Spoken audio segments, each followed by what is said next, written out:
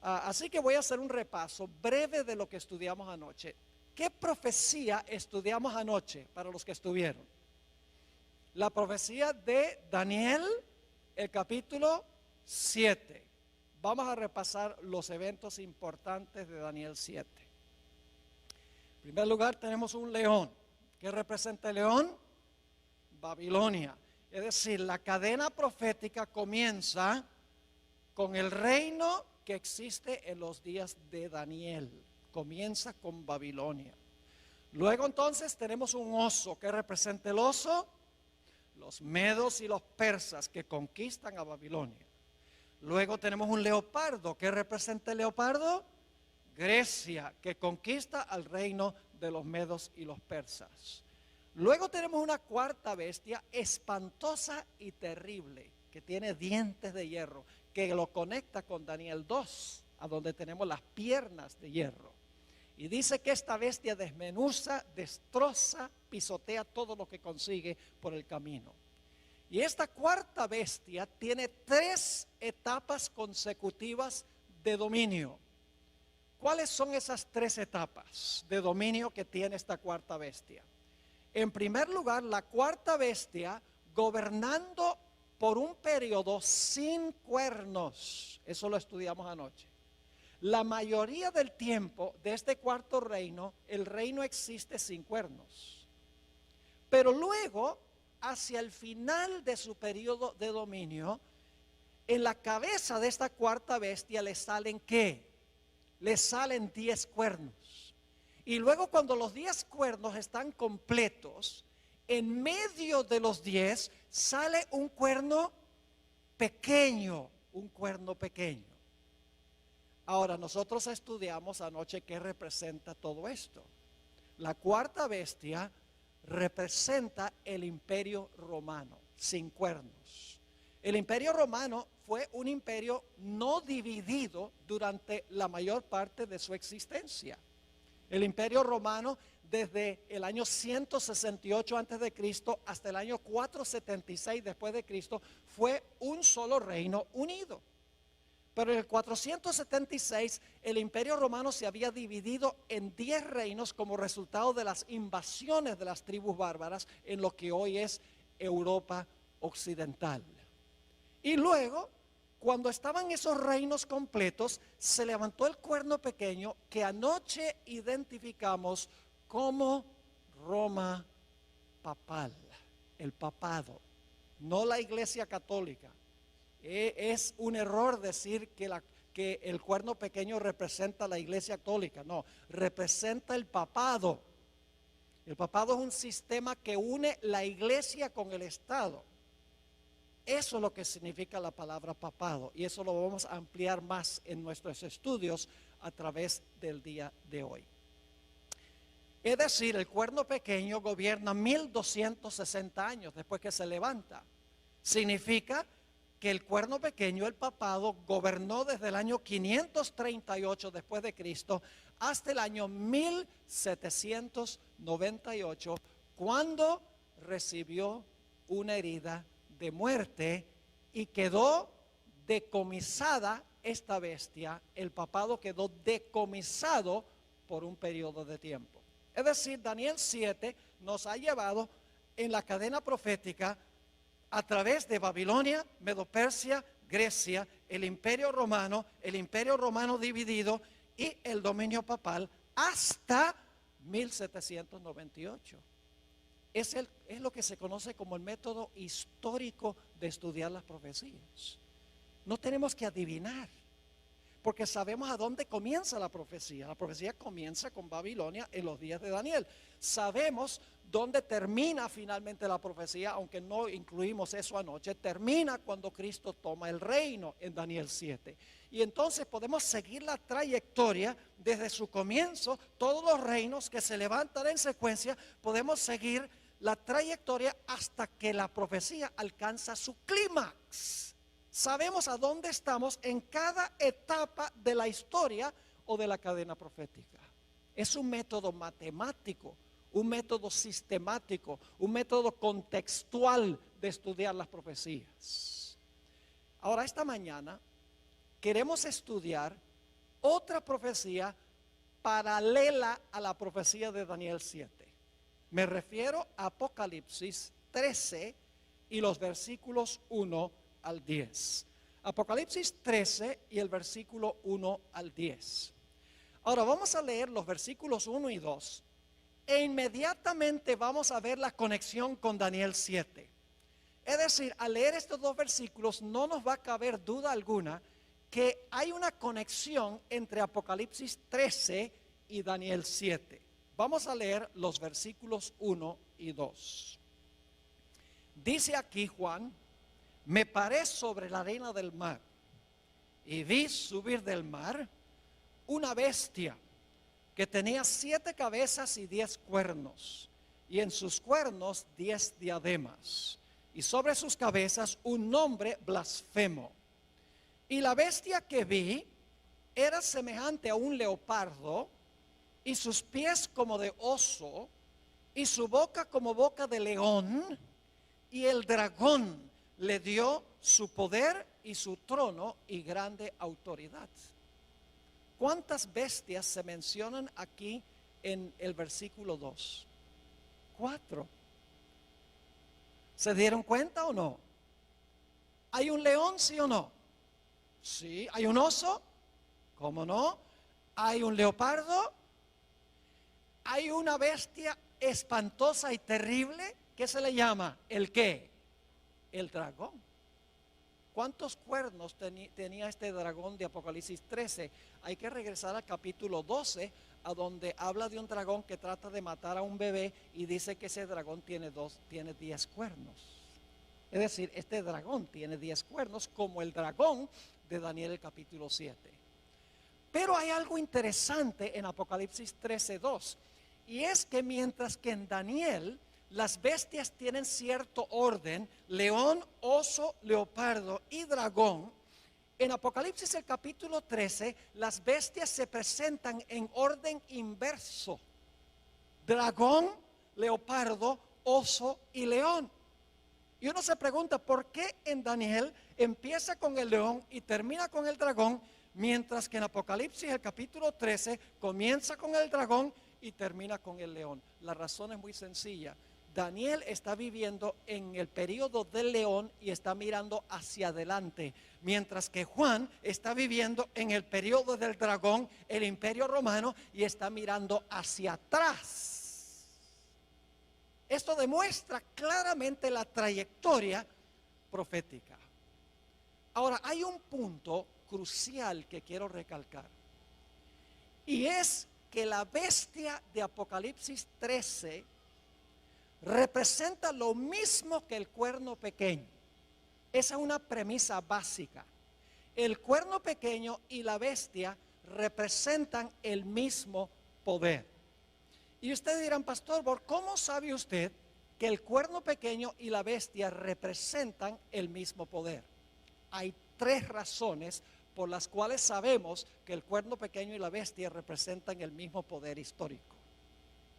La primera razón es que el cuerno pequeño y la bestia están en el mismo punto de la secuencia.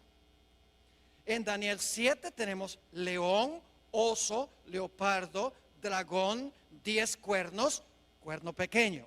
Mientras que en Apocalipsis el capítulo 13 tenemos también león, oso, leopardo, dragón, 10 cuernos, bestia. Es decir, la bestia se encuentra en la misma secuencia, en el mismo lugar en la secuencia que el cuerno pequeño. Así que como se encuentra en el mismo lugar en la secuencia o en la cadena profética, sabemos que el cuerno pequeño y la bestia representan el mismo poder. Es decir, en primer lugar sabemos que la bestia y el cuerno pequeño son el mismo poder porque están en el mismo lugar en la cadena profética. Hay una segunda razón. La segunda razón es que el cuerno pequeño y la bestia desempeñan las mismas actividades, tienen las mismas características. Ustedes recuerdan que el cuerno pequeño dice que persiguió a los santos del Altísimo. Dice también que el cuerno pequeño habló blasfemias contra el Altísimo y pensó que podía cambiar ¿qué? La ley de Dios. Ahora en Apocalipsis 13, si van conmigo, Apocalipsis 13 y el versículo 7, fíjense lo que se dice de la bestia. Dice, y se le permitió hacer guerra contra los santos y ¿qué? Y vencerlos. ¿La bestia hizo lo mismo que el cuerno pequeño, sí o no? ¿Persiguieron ambos a los santos? Claro que sí. Ahora noten Apocalipsis 13 y el versículo 5, la primera parte. Dice, también se le dio boca que hablaba grandes cosas y blasfemias. ¿La bestia hablaba blasfemias, sí o no? ¿El cuerno pequeño habló blasfemias? Claro que sí. Es decir, que el cuerno pequeño y la bestia desempeñan las mismas acciones. Ahora ustedes dicen, ¿dónde está en Apocalipsis 13 el cambio de la ley? Aparentemente no aparece en Apocalipsis 13, pero sí aparece. En Daniel 7 dice que el cuerno pequeño pensó que podía cambiar la ley. Y nosotros sabemos que ese cambio en la ley primordialmente fue el cambio del día de reposo del sábado al domingo. Ahora yo pregunto en Apocalipsis 13, ¿qué va a imponer la bestia que se levanta de la tierra? Va a imponer la marca de la primera bestia. La marca de la bestia es el cambio que hizo la bestia ¿en qué? En la ley de Dios.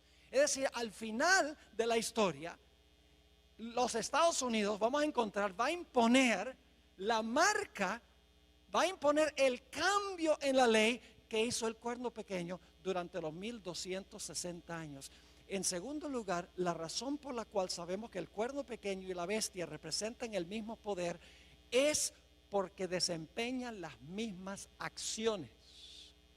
La tercera razón por la cual sabemos que el cuerno pequeño y la bestia representan el mismo poder es que ambos gobiernan el mismo periodo de tiempo. Noten Apocalipsis 13 y la última parte del versículo 5. Dice, también se le dio boca que hablaba grandes cosas y blasfemias, y se le dio autoridad para actuar ¿cuánto tiempo? 42 meses. E inmediatamente alguien dice, ese no es el mismo periodo de tiempo, porque el cuerno pequeño gobernó por tiempos, la mitad de un tiempo. Aquí dice que la bestia gobernó por 42 meses. No es lo mismo. Claro que es lo mismo. Se expresa en forma distinta. Anoche vimos que tiempos, la mitad de un tiempo son ¿cuántos años? 3 años y medio. ¿Cuántos días tiene el año bíblico? 360. ¿Quiere decir que iba a gobernar cuánto tiempo? 3 años y medio por 360 da ¿cuánto? 1260. Ahora, si el año bíblico tiene 360 días, ¿cuántos días tiene el mes bíblico? 30. Y dimos evidencia para eso anoche. Ahora, 42 meses multiplicado por 30 días, cada mes, ¿cuánto nos da? 1260 días. Y por si acaso todavía no lo creen, en Apocalipsis 12 claramente dice que la mujer tuvo que huir al desierto porque estaba siendo perseguida y tuvo que huir por 1260 días. 3 formas de comprobar lo mismo. Tiempo es la mitad de un tiempo, 42 meses y 1260 días. Y días representan ¿qué? Años en las profecías. Así que sabemos por 3 razones que el cuerno pequeño y la bestia son lo mismo. Número 1, están en el mismo lugar en la secuencia o en la cadena profética. Número 2, desempeñan las mismas actividades y tienen las mismas características. Número 3, gobiernan durante el mismo periodo de tiempo. Y ustedes dicen, pastor, ¿por qué está enfatizando tanto que el cuerno pequeño y la bestia son lo mismo? Porque Apocalipsis 13 agrega detalles en cuanto al futuro del cuerno pequeño que no están en Daniel 7. Apocalipsis 13 expande lo que está en Daniel 7. Nos da una etapa final del cuerno pequeño que no se encuentra explícitamente en Daniel el capítulo 7. El dominio del cuerno pequeño en su primera etapa terminó en el año 1798. En Apocalipsis 13:10 encontramos una descripción de la terminación de los 1260 años.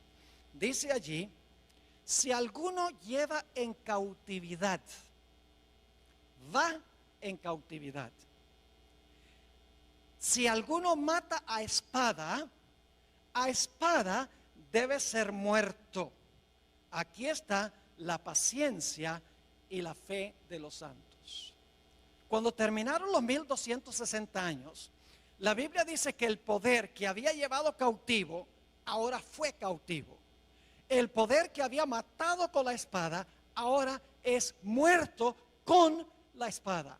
Cautiverio y espada son el castigo de la bestia que gobernó durante un periodo de 42 meses.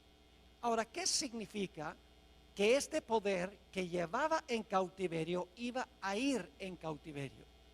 Generalmente, como adventistas, nosotros decimos que el cautiverio representa el hecho de que el Papa Pío VI fue llevado cautivo a Francia, a donde murió en exilio. Generalmente le aplicamos esto específicamente a un papa. Pero mis hermanos y hermanas, esto tiene una explicación mayor. No es meramente un papa el que va a cautiverio en 1798. Es la bestia. Todo el sistema va en cautiverio en 1798. No solamente un papa individual. Ahora, en unos momentos vamos a ampliar más lo que significa que la bestia fue llevada cautiva en 1798 y que recibió una herida de la espada. Hablemos en primer lugar de la espada. ¿Qué representa la espada que la bestia usaba para matar y que le dio la herida mortal a la bestia? Si yo les preguntara qué representa la espada, probablemente muchos dirían, bueno, la espada representa la Biblia, la palabra de Dios. Y en verdad en la Biblia, la espada representa la palabra de Dios. No podemos negar eso. Porque el apóstol Pablo dice en Efesios 6:17 que tomad el yelmo de la salvación y la espada del Espíritu, que es la palabra de Dios. Es decir, en la Biblia la espada puede representar la palabra de Dios, pero aquí en este pasaje no representa la espada la palabra de Dios. La espada que hirió a la bestia no es la Biblia, no es la palabra de Dios. Y usted dice, pero pastor, si claramente Pablo dice que la espada del Espíritu es la palabra de Dios. Escuchen bien, hermanos y hermanas, en la Biblia los símbolos no siempre significan lo mismo. Por ejemplo, si yo les preguntara qué representa un león, ¿qué me dirían? ¿Un león puede representar a Jesús? El león de la tribu de Judá. ¿Puede representar a Satanás? Anda cual león rugiente buscando a quien devorar. ¿Puede representar a Babilonia? ¿Puede representar a Judá, hijo de Jacob? Nada más porque encuentra la palabra león, no significa que la palabra león representa lo mismo a través de toda la Biblia. Si yo les preguntara qué representa levadura, ¿qué me dirían? La gente dice pecado, pero no solamente representa el pecado, porque en la parábola que dio Jesús de la levadura, donde se coloca la levadura en la masa y la masa crece, la lección de Jesús es que cuando el Espíritu Santo está en la iglesia crece. Es decir, levadura ahí no significa pecado. No podemos creer que cuando se coloca el pecado en la iglesia crece. No, cuando se coloca el Espíritu Santo, la iglesia crece. Otro ejemplo, la expresión hijos de Dios. Algunas personas dicen, en el libro de Job dice que vinieron a presentarse los hijos de Dios delante de Jehová, entre los cuales vino Satán. Claramente son ángeles. Así que dicen, en Génesis 6, cuando dice que los hijos de Dios vieron que las hijas de los hombres eran hermosas, entonces esos fueron ángeles que cohabitaron con mujeres humanas. ¿Han oído esa interpretación? Y luego produjeron un híbrido que era parte ángel y parte ángel caído y parte humano. Pero lo que están haciendo es cometiendo el error de decir que la expresión hijo de Dios significa lo mismo en todos los contextos. Yo pregunto, la expresión hijo de Dios puede significar otra cosa en otros contextos. Nosotros somos hijos de Dios. Mirad cuál amor nos ha dado el Padre, que seamos llamados hijos de Dios. Entonces todos somos angelitos. No, la expresión hijos de Dios varía de acuerdo al contexto en el cual se encuentra. Así que cuando aquí dice que la espada hirió a la bestia, nada más porque Pablo dice que la espada del Espíritu es la palabra de Dios, no significa que aquí la espada representa la Biblia o la palabra de Dios. Aquí la espada no puede representar la palabra de Dios. Y usted dice, ¿por qué no? Escuchen bien. Dice que la bestia usaba la espada para matar. Yo pregunto, ¿el papado usaba la Biblia para matar a la gente? ¿El papado usaba la Biblia para matar a la gente? No. Así que podemos saber que esta espada que hirió a la bestia no puede ser la Biblia, porque dice que la espada que la bestia usaba para herir es la misma espada que le iba a dar la herida mortal. Entonces, claro, la clave es ¿qué representa entonces en Apocalipsis 13 la espada? La Biblia le da otra explicación a la espada. Romanos 13 y el versículo 1 al 4 habla de otra interpretación de lo que es la espada. Y esta interpretación se aplica a Apocalipsis 13. Dice allí en Romanos 13, 1 al 4, sométase toda persona a las autoridades superiores. ¿Quiénes son las autoridades superiores? El gobierno, muy bien, el poder civil. Porque no hay autoridad sino de parte de Dios. Y las que hay por Dios han sido establecidas. De modo que quien se opone a la autoridad, es decir, al poder civil, a lo establecido por Dios resiste. Y los que resisten acarrean condenación para sí mismos. Porque los magistrados, ahí está hablando del gobierno, porque los magistrados no están para infundir temor al que hace el bien, sino al malo. ¿Quieres pues no temer la autoridad? ¿Quieres no tenerle miedo al gobierno, al poder civil? Haz lo bueno y tendrás alabanza de ella. Y ahora viene el versículo clave. Porque es servidor de Dios para tu bien. Pero si haces lo malo, teme, porque no en vano que lleva la espada, pues es servidor de Dios, vengador para castigar al que hace lo malo. ¿Quién tiene la espada? El poder civil tiene la espada. ¿Y cómo usa el poder civil la espada? Yo pregunto, si una persona le roba a otra persona, ¿el poder civil usa la espada para encarcelar a esa persona? ¿Cómo no? En algunos estados, como Texas, si un individuo es culpable de asesinato, el poder civil usa la espada para ejecutar el decreto de muerte contra esa persona. ¿Cómo no?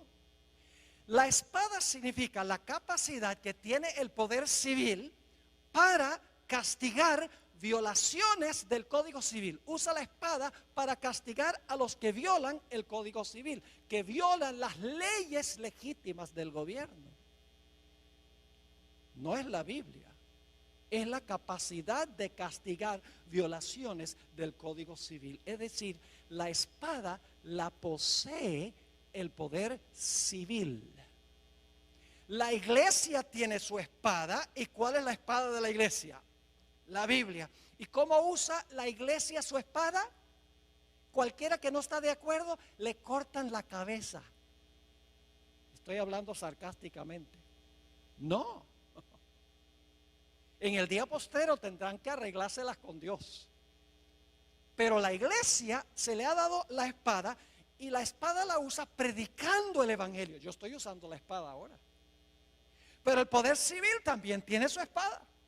Y la espada es la capacidad de castigar violaciones del Código Civil que disturbian el orden social o la paz de la sociedad, la propiedad, la vida, la reputación, etc. Así que en 1798 lo que sucedió fue que el poder civil de Francia, que antes le daba la espada a la iglesia, ahora le quitó de la mano la espada, y con esa espada se le volcó en contra y le dio una herida mortal al papado. Es decir, la herida mortal es cuando se levantó el poder civil en contra del papado, porque antes el papado había usado el poder civil para castigar violaciones de la iglesia. Cualquiera que no estaba de acuerdo con lo que enseñaba la iglesia decía al poder civil: mira, toma tu espada y castiga a esa persona, échalo a la cárcel, o incinéralo, o ponlo en la cárcel, o tortúralo. eso es lo que hacía la iglesia, usaba la espada del poder civil para castigar violaciones religiosas. Pero en 1798 Francia le quitó la espada a la iglesia católica, a la iglesia romana, le dijo: ya no vas a usar más la espada para perseguir. Y la espada se le volcó en contra de el papado en 1798. También dice la profecía que el que llevaba en cautiverio iba a ir en cautiverio. El papado llevaba en cautiverio a toda la gente. Pero dice que este sistema iba a ir como, iba a ir cautivo. Ahora, ¿qué significa que iba a ir cautivo este sistema? Necesitamos regresar al tiempo cuando las tribus bárbaras estaban invadiendo al Imperio Romano. Cuando estas naciones bárbaras vinieron del norte del imperio y empezaron a parcelarse lo que hoy es el Imperio Romano, lo que había sido el imperio occidental, el imperio que quedaba en Europa, las naciones donde está en Europa hoy, esa región se convirtió en un caos. No había emperador, no había quien pusiera ley, quien pusiera orden. Y por lo tanto, las tribus bárbaras le pidieron al obispo de Roma, que su religión se había proliferado por todo el imperio para ese tiempo, le dijeron: ¿por qué no pones tú la ley y el orden aquí en el imperio? Porque todo está en caos. Y de esa manera el obispo de Roma, que hoy conocemos como Papa, no solamente comenzó a gobernar en cosas religiosas, no solamente era el líder de la iglesia, sino que también se convirtió en el líder civil. Ahora, antes de que el papado ascendiera al trono temporal, el papado estaba atado, es decir, la bestia estaba atada y no podía desempeñar sus acciones.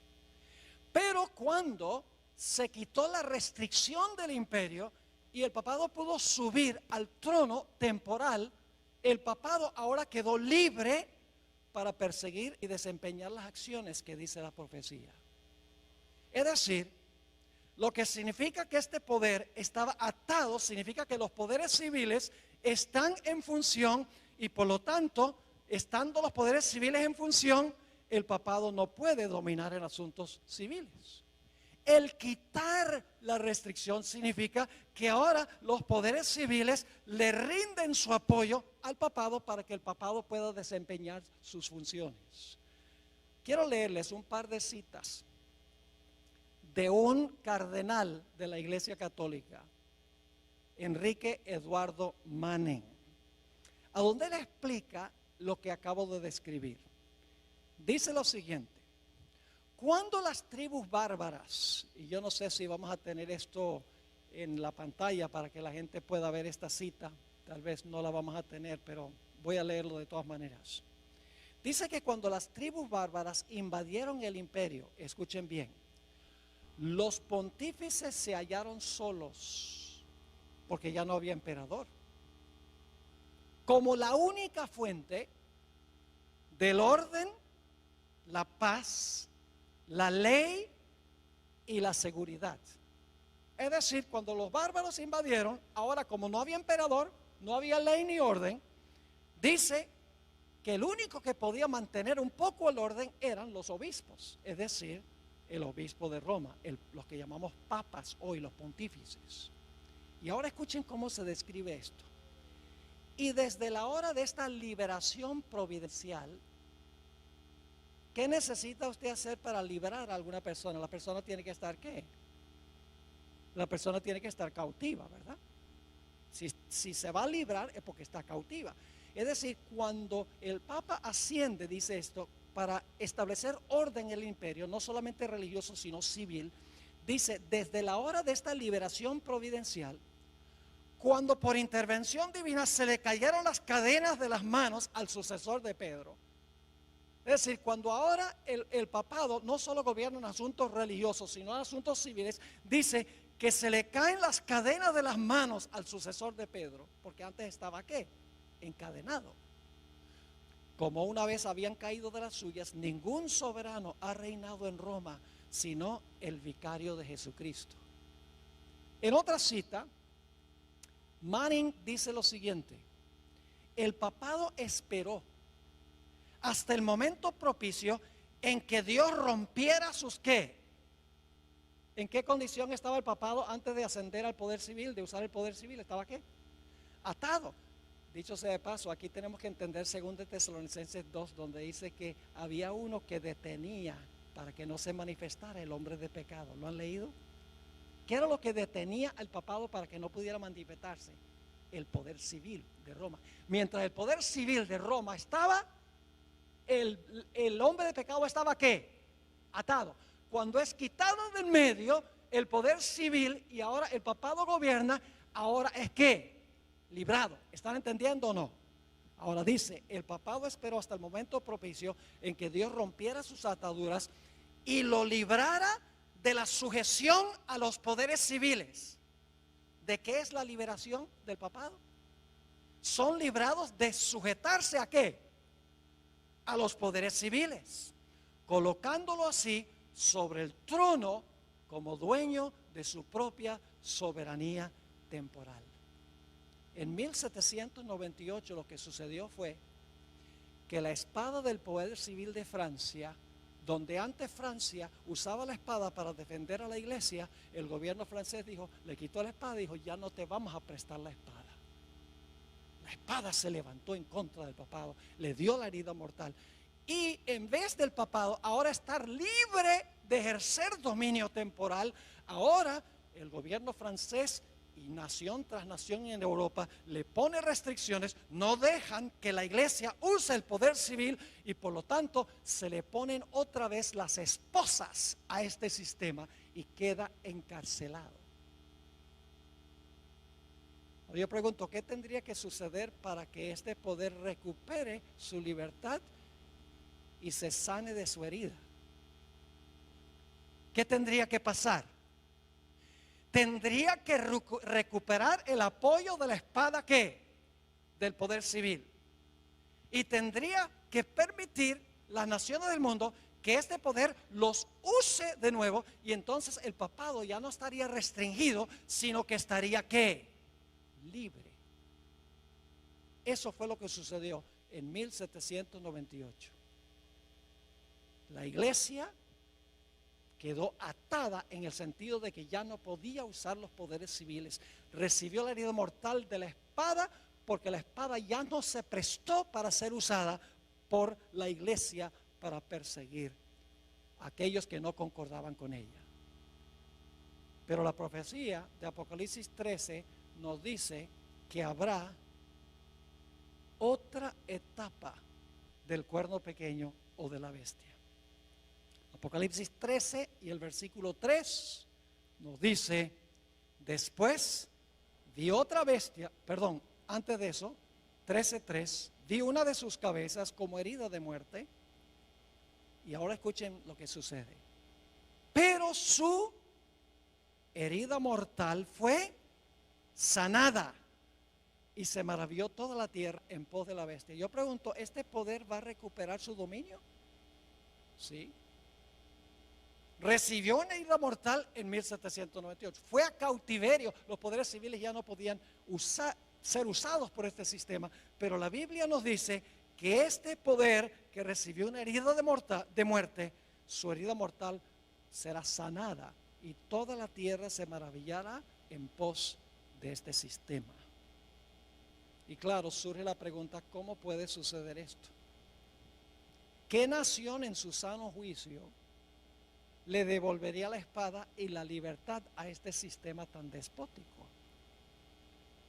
Ahora llegamos a un punto, hermanos y hermanas, que parece casi increíble lo que vamos a estudiar en los próximos minutos. En Apocalipsis 13:11, inmediatamente después de hablar de la herida mortal y el cautiverio de la bestia, habla de una segunda bestia que se levanta de la tierra. Vamos a leer Apocalipsis 13:11. Después vi otra bestia que subía de la tierra y tenía 2 cuernos semejantes a los de un cordero, pero hablaba como un dragón. Ahora, ¿qué representa esta segunda bestia de Apocalipsis 13? Les voy a dar las características rapidito.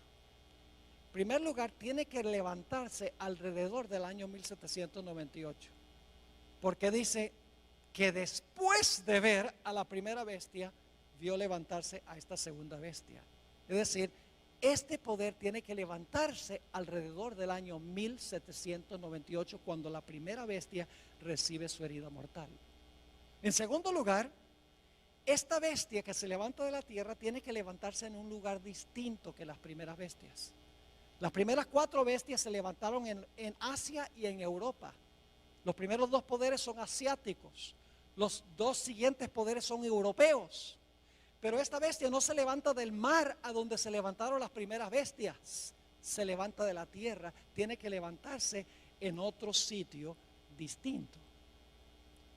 Este poder tiene que ser una superpotencia mundial políticamente, porque va a mandar a todo el mundo a adorar a la primera bestia. Tiene que ser una potencia económica, porque va a poder prohibir comprar y vender a nivel global. Tiene que ser una superpotencia militar, porque va a imponer el decreto de muerte contra aquellos que no adoren a la primera bestia y reciban su marca. También sabemos que esta segunda bestia es más joven que la primera bestia. La primera bestia tuvo una larga trayectoria, 1260 años, recibió su herida mortal y luego se levanta, está retoñando después de 1798, esta bestia que se levanta de la tierra. La segunda bestia es más joven que la primera bestia, pero es contemporánea con la primera bestia. Ahora, lo más insólito e increíble, mis hermanos y hermanas, es que esta segunda bestia que se levanta de la tierra va a ayudar a la primera bestia a recuperar el poder que perdió, a recuperar su libertad y su espada. Ustedes dicen, ¿cómo sería posible eso?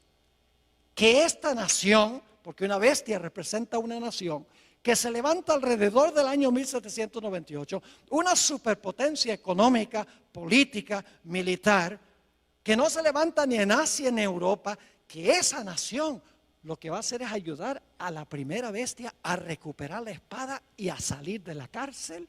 ¿Cómo es posible tal cosa? Es lo que la profecía dice. Ahora escuchen, las bestias de Daniel 7, cada una pelea con la bestia anterior para quitarle el poder. El oso acaba con el león. El leopardo acaba con el oso. Y la bestia espantosa y terrible acaba con el leopardo. Pero la función de esta bestia que se levanta de la tierra no es pelear contra la bestia anterior, sino ayudarle a recuperar su poder. Y usted dice, ¿cómo sabe eso? Hermanos y hermanas, porque la profecía dice que todo lo que hace esta segunda bestia es para complacer a la primera. No para pelear con la primera, sino para complacerla. Vamos a anotar los detalles. Apocalipsis 13, 12. Apocalipsis 13, 12. Hablando de esta segunda bestia, dice, y ejerce toda la autoridad ¿de quién? De la primera bestia. ¿Por autoridad de quién gobierna la segunda bestia? De la primera. Dice, ejerce toda la autoridad de la primera bestia y luego dice, en presencia de ella. Esa expresión, según algunas versiones, significa a favor de ella. Es decir, esta bestia que se levanta de la tierra, en primer lugar ejerce la autoridad de la primera bestia. Todo lo que hace es con el fin de favorecer a la primera bestia. Y luego sigue diciendo, y hace que la tierra y los moradores de ella adoren a la primera bestia. Fíjese, ejerce la autoridad de la primera bestia. Lo que hace, lo hace en presencia de la primera bestia. Además de eso, manda a todos a adorar a la primera bestia. ¿Y sabe qué más hace? Una imagen de la primera bestia. Impone la marca de la primera bestia. ¿Cuál es la función de esta segunda bestia? Todo lo que hace es para ayudar a la primera bestia a recuperar el poder que perdió cuando recibió la herida mortal. Yo pregunto, ¿cuál nación sería esta? Una nación que no es asiática ni europea, una nación que es una superpotencia económica, militar y política, una nación que se levantó alrededor del año 1798 en otro lugar distinto. ¿Cuál es la única nación que puede estar representada aquí? No cabe duda, las características indican claramente que esta nación representa a los Estados Unidos de América. Dice, pastor, esto es ridículo. Usted está diciendo que los Estados Unidos, que incorporó en su constitución la libertad civil y religiosa, que le va a devolver al papado su libertad y le va a brindar otra vez la espada del poder civil para perseguir a los que no están de acuerdo con lo que enseña y practica la iglesia. Pastor, eso es ridículo. Nunca podría pasar en este país de la libertad. Yo pregunto, ¿en qué se parece un cordero a un dragón? En nada. Esta es una bestia contradictoria. Porque mientras que tiene dos cuernos como de cordero, ¿qué hace? Habla como dragón. Ahora necesitamos dedicar unos minutos a hablar de la característica principal que yo veo aquí que necesitamos entender. Los dos cuernos como de cordero que tiene esta bestia. La bestia esta representa a los Estados Unidos. Las características son demasiado claras. Y dice que esta bestia tiene dos cuernos como de cordero. Ahora la pregunta clave es, ¿qué representan los dos cuernos como de cordero? El paralelo más cercano que tenemos se encuentra en Daniel 8. Así que vamos a Daniel 8, el capítulo 8 y el versículo 3. Ahí encontramos un carnero. ¿Y cuántos cuernos tiene el carnero? Dos cuernos tiene el carnero. Es una sola nación, porque es un solo carnero. Pero ese solo carnero tiene ¿qué? Tiene dos cuernos. Dice allí, en Daniel 8:3, alcé los ojos y miré. Y he aquí un carnero, una sola bestia, que estaba delante del río y tenía dos cuernos. Y aunque los cuernos eran altos, uno era más alto que el otro y el más alto creció después. Así que quiero que se imaginen un carnero, que es un cordero macho. El carnero tiene dos cuernos, una nación con dos cuernos. Ahora la pregunta clave es, ¿qué representan los dos cuernos? Los dos cuernos representan dos reinos en esa misma nación. Noten el versículo 20. El versículo 20 tiene la explicación. Dice, en cuanto al carnero que viste, que tenía dos cuernos, estos son los reyes ¿de qué? De Media y de Persia. Era una nación que se componía de dos reinos. Entonces yo pregunto, ¿qué representan los dos cuernos como de cordero? Tiene que ser una sola nación porque es una sola bestia. Pero como tiene dos cuernos como de cordero, debe ser una nación que se compone de dos ¿qué? De dos reinos, porque los cuernos representan reinos. Usted no puede decir que los 10 cuernos en la cabeza del dragón son reinos. Y los dos cuernos aquí en la cabeza del carnero son reinos. Pero en Apocalipsis 13, entonces los dos cuernos no son reinos. Cuernos en cabeza de bestia son reinos. Es decir, esta bestia de Apocalipsis 13 es una sola nación, una sola bestia, pero en esa nación existen lado a lado dos reinos. Y lo importante que queremos notar es que son dos cuernos como de cordero. Son dos reinos, los mismos dos reinos que reconoció Jesús, el Cordero de Dios, porque la palabra cordero aparece 29 veces en Apocalipsis y siempre se refiere a Jesús. Es decir, los dos cuernos representan los dos reinos que reconoció Jesús, el Cordero de Dios. E inmediatamente nos preguntamos, ¿cuáles dos reinos reconoció Jesús, el Cordero de Dios? La Biblia lo dice. Mateo 22, versículo 19 al 21. Mateo 22 y el versículo 19 al 21.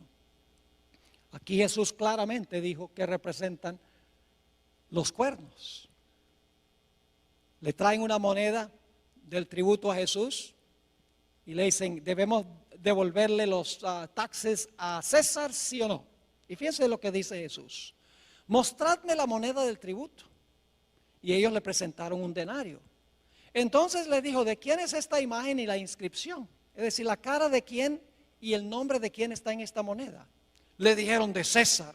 Y les dijo, dad pues a César lo que es de César y a Dios lo que es de Dios. ¿Cuántos reinos reconoció Jesús el Cordero de Dios? 2. El de César sería el poder ¿qué? Civil. Y el de Dios sería lo que llamamos la iglesia. Es decir, los 2 reinos que reconoció Jesús es el reino de la iglesia y el reino del Estado. ¿Deben estar juntos o separados? Separados. Por ejemplo, ¿qué obligación financiera tenemos nosotros con la iglesia? El diezmo. ¿Y qué obligación financiera tenemos con el poder civil? Los impuestos. Yo pregunto, ¿sería apropiado que la iglesia le dijera al poder civil, mira, danos un porcentaje de los taxes? No. ¿Sería lícito que el poder civil le dijera a la iglesia, tiene que devolverme un 20% del diezmo? No. Cada reino funciona en su propia esfera, separado uno del otro. Es una sola nación, los Estados Unidos, pero en esa sola nación existen 2 reinos, la iglesia y el poder civil. Y ¿saben algo? Yo vivo en los Estados Unidos y soy ciudadano de 2 reinos. Yo soy ciudadano de los Estados Unidos porque nací en Wisconsin. Y soy ciudadano de la iglesia también porque me bautizó y soy miembro de la iglesia adventista del séptimo día. En una misma nación pertenezco a 2 reinos, la iglesia y también el Estado. ¿Están entendiendo lo que significan los 2 cuernos? Representa el hecho de que en una sola nación, los Estados Unidos, va a existir la idea de 2 reinos separados uno del otro. El gobierno, el poder civil, y la iglesia, el poder religioso. Y escuchen bien, el Señor Jesucristo rehusó la idea de que la iglesia usara el poder civil, la espada del poder civil, para defender su reino. Desde un comienzo de su ministerio, el diablo le ofreció a Jesús todos los reinos del mundo. ¿Y qué dijo Jesús? Apártate de mí, Satanás. Yo no vine a tomar las riendas del poder civil, yo vine a establecer mi iglesia. Jesús reconoció la existencia de 2 reinos. Noten Juan 18:36. Aquí Jesús está en una entrevista personal con Pilato y Pilato le pregunta, bueno, ¿eres tú un rey, Jesús? Y fíjense lo que dijo Jesús. Mi reino no es de este mundo. ¿Cuántos reinos reconoció Jesús? 2. El de él y ¿cuál? El del mundo. Mi reino no es de este mundo. Si mi reino fuera de este mundo, mis servidores pelearían, usaría la espada, en otras palabras, para que yo no fuera entregado a los judíos, pero mi reino no es de aquí. Pero ¿saben lo que querían los judíos? Los judíos constantemente querían que Jesús se apropiara del poder civil, del poder del gobierno, que usara la espada para imponer su religión. Jesús dijo, yo no vine a eso. Yo vine a establecer un reino, mi iglesia. La hermana White dice que Jesús se mantuvo separado de la administración del gobierno civil de Roma. Nunca vemos a Jesús apelando a Roma para defender su reino. Jamás. Sus propios discípulos manifestaron que ellos querían usar la fuerza del poder civil para castigar al que no estaba de acuerdo con el reino de Jesús. Santiago y Juan, los hijos del trueno, cuando Jesús estaba en su último viaje a Jerusalén, Jesús quería pasar por algunas aldeas samaritanas para cortar camino a Jerusalén y pidió permiso y las aldeas dijeron, no puedes pasar por aquí. Santiago y Juan se indignaron y le dijeron a Jesús, ¿cómo se les ocurre a esas aldeas decirle no a nuestro Mesías? ¿Quieres que llamemos fuego del cielo y quememos esas ciudades? Querían usar la fuerza para imponer su religión. Cuando Jesús alimentó a los 5,000, Judas, el cabecilla, revolvió a la muchedumbre para que tomaran a Cristo y lo hicieran rey. La Biblia dice que Jesús se fue, no había venido para ser rey. Y cuando Jesús estaba en Getsemaní y vinieron a arrestar a Jesús, el apóstol Pedro saca la espada y le tira un zarpazo al siervo del sumo sacerdote y le cortó la oreja. Y créame, no le estaba tratando de cortar la oreja, le quería cortar la cabeza, pero le falló la puntería, porque era pescador y no soldado. ¿Y qué le dijo Jesús? Bien hecho, Pedro. Y le dijo a los otros discípulos, tomen ustedes también la espada, defiendan mi reino. No. Jesús dijo algo muy parecido a lo que leímos en Apocalipsis. Dijo, guarda tu espada en su lugar, porque el que mata la espada, a espada será muerto. Apocalipsis 13:10 está en los evangelios. Señor Jesucristo no vino a este mundo para establecer su reino usando la espada del poder civil. Pero yo pregunto, después de algunos siglos, ¿qué hizo la iglesia? La iglesia se tornó apóstata porque ascendió al trono, fue librado de los poderes civiles y ascendió ahora para gobernar, salió de la cárcel, fue librado y ahora gobierna en asuntos civiles y usa la espada del poder civil para imponer su religión. Eso pasó en los días de Constantino. En adelante la iglesia se tornó apóstata. Y el reino que Jesús había rechazado, ahora el obispo de Roma dijo, yo lo acepto. ¿Están entendiendo lo que significa la liberación de este sistema? Lo que significa el tomar la espada. Mis hermanos y hermanas, lo que sucedió en 1798 fue que el poder civil le quitó el apoyo de la espada al papado. Dijo, ya no nos vas a usar más. Y como ya no lo podía usar más, este poder quedó cautivo, quedó amarrado. El mismo libro de Apocalipsis explica qué significa estar atado o estar librado. Permítame mencionar brevemente eso y luego terminamos. Yo pregunto, ¿el diablo hoy en día está suelto causando desastres? ¿Por qué puede Satanás hoy en día causar tantos desastres? Porque él tiene gente que lo apoya, ¿sí o no? Mientras tiene sus gentes, primordialmente los reyes de la tierra, está libre. Pero ¿qué sucede en la segunda venida de Jesús? Todos los que lo apoyan, ¿qué? Van a quedar muertos. Y como resultado, ¿qué va a pasar con Satanás? Dice que desciende un ángel del cielo con una gran cadena en su mano y lo amarra y lo echa en la prisión. Cuando Satanás no tiene quien lo apoye, está atado. Pero yo pregunto, ¿después del milenio va a ser desatado? ¿Qué significa el hecho de que va a ser desatado? Significa que ahora todos los impíos van a ¿qué? A resucitar. Ahora tiene quien los apoye. Y por lo tanto dice, será soltado de su prisión. Cuando el papado tenía el apoyo de los poderes civiles, estaba ¿qué? Libre para hacer sus acciones que menciona la Escritura. Pero cuando recibió la herida mortal, cuando perdió el apoyo del poder civil, ¿qué sucedió? Quedó ¿qué? Atado.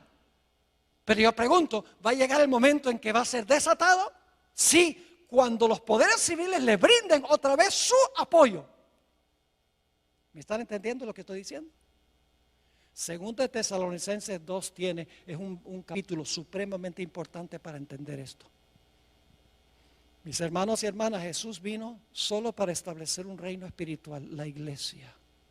Y que la iglesia usara la espada del Espíritu, que es la palabra de Dios. Nunca usar el poder civil. Pero la Biblia dice que este poder, el papado, que imperó por 1260 años, su herida mortal se va a sanar. Y no solo Europa, sino todo el mundo se va a maravillar en pos de este sistema. Y yo les digo, yo fui a Filadelfia cuando vino el Papa y les puedo asegurar que lo vi con mis propios ojos. ¿Cómo esta profecía se puede cumplir? Esta tarde voy a compartir un poco más de detalles con ustedes. Jesús vino a implantar los principios de su reino en el corazón del ser humano. Termino con un versículo, dos versículos. Lucas 17, 20 y 21 nos dice por qué Jesús vino. Dice, preguntado por los fariseos, ¿cuándo había de venir el reino de Dios? Y ellos, claro, creían que era el reino de la fuerza. Le respondió y dijo: el reino de Dios no vendrá con advertencia. La palabra significa no vendrá con una exhibición externa de poder. Ni dirán, helo aquí o helo allí. Porque he aquí, el reino de Dios está en vosotros. Una mejor traducción que entre es: el reino de Dios está en vosotros. Cristo vino a implantar los principios de su reino en el corazón humano. No vino a tomar las riendas del poder civil para imponer por la fuerza su religión. Vamos a repasar para colocar el marco de lo que vamos a hablar esta tarde. Babilonia, Medo-Persia, Grecia, el Imperio Romano dividido. El papado gobierna 1260 años. Recibe una herida mortal en 1798. Por un tiempo el poder está inactivo, pero mientras ese tiempo inactivo existe, se levanta otra nación. Cuando cae la primera en 1798, los Estados Unidos, y después de un periodo de inactividad, el poder que gobernó durante los 1260 años va a recuperar la espada y su libertad. ¿Dónde estamos en la cadena profética? Dígame usted, ¿dónde estamos en la cadena profética? Hermanos y hermanas, nosotros estamos ahora en la terminación del periodo de la herida mortal. El próximo evento, el evento final en la cadena profética, es cuando este sistema recupere la espada y la libertad. Y hoy hay señales que demuestran que eso está sucediendo. Bajo el pretexto del cambio climático, podría presentarles un tema de 1 hora nada más sobre eso. ¿Han oído ustedes del proyecto 2030 de las Naciones Unidas? Esto no es sensacionalismo, esto lo han puesto en forma escrita. Con el liderazgo del papado, la encíclica Laudato Si, todos los gobernantes del mundo en París, de las naciones del mundo, firmaron un acuerdo para acabar para el año 2030, y hay un montón de especificaciones, para el año 2030, acabar con el problema del cambio climático y acabar totalmente con la pobreza a nivel mundial. Y el que está detrás de eso es el Papa Francisco I. Todo el mundo, todos los reyes de la tierra están siguiendo la agenda de la Iglesia romana, como que han olvidado la historia. Nuestro propio presidente Barack Obama desconoce estas cosas porque han olvidado la historia, ya sea voluntariamente o ya sea porque ignoran la historia. La Biblia dice que la van a repetir. Nosotros tenemos una función, hermanos y hermanas, y es proclamar estas cosas. Porque la gente está inquieta, la gente no sabe qué está pasando, la gente sus corazones están angustiados de temor, porque no saben para dónde va todo esto. La iglesia adventista sabe para dónde va todo esto. Ay de nosotros si nosotros no compartimos este mensaje con la gente que está buscando paz y tranquilidad en su vida. ¿Les quedó claro lo que estudiamos? Gloria a Dios. Ahora esta tarde lo que vamos a hacer en el primer tema, creo que es a las 3 de la tarde, le voy a comprobar, leyendo citas de los fundadores constitucionales de los Estados Unidos, a donde ellos vez tras vez en sus escritos dicen: lo que caracteriza a esta nación es que hay dos reinos, la iglesia y el Estado, separados uno del otro. Lo dice la primera enmienda de la Constitución de los Estados Unidos. Ahí están los dos cuernos como de cordero. En la misma Constitución de los Estados Unidos están los dos cuernos. Y en los escritos de George Washington, está en los escritos de Benjamin Franklin, está en los escritos de James Madison, de Thomas Jefferson, de Juan Adams. Todos se refieren a estos dos cuernos, libertad civil y libertad religiosa, separando la iglesia del Estado. El papado dice: no, lo que tenemos que hacer es unir la iglesia con el Estado. Eso es lo que hace que el papado sea papado. Es que es capaz de unir la iglesia con el poder civil para imponer por la fuerza su religión y sus prácticas. Quiero aclarar que no me estoy refiriendo aquí a las personas que pertenecen, individuos que pertenecen a esta iglesia. Yo creo que usted ama a Jesús, le sirve lo mejor que puede de acuerdo al conocimiento que tiene. Esto no es un ataque contra personas que están dentro de este sistema. Que la gente desconoce esto. Pero Dios llama a esa gente a salir de ese sistema una vez que conocen la verdad. Oremos. Padre Celestial, gracias te damos por la claridad de la cadena profética. No tenemos que especular, ni adivinar, ni conjeturar, ni sensacionalizar. Todo está en su orden exacto, como ha sucedido y sucederá. Padre, no es suficiente conocer estas cosas. Necesitas, a través de tu Santo Espíritu, que nuestra vida espiritual se caliente. Que sintamos este celo por proclamarle al mundo estas grandes verdades. Para que puedan tener una relación más estrecha contigo y puedan formar un carácter a prueba de fuego. Gracias te damos, Señor, por el privilegio de estar en este lugar tan cómodo. Pronto este privilegio terminará. Ayúdanos, Señor, en estos tiempos de relativa prosperidad a aprovechar los privilegios que tú nos concedes y a cumplir nuestra responsabilidad. Gracias, Padre, por habernos acompañado y por acompañarnos esta tarde. Te lo pedimos en el precioso nombre de nuestro Señor y Salvador Jesús. Amén. Amén.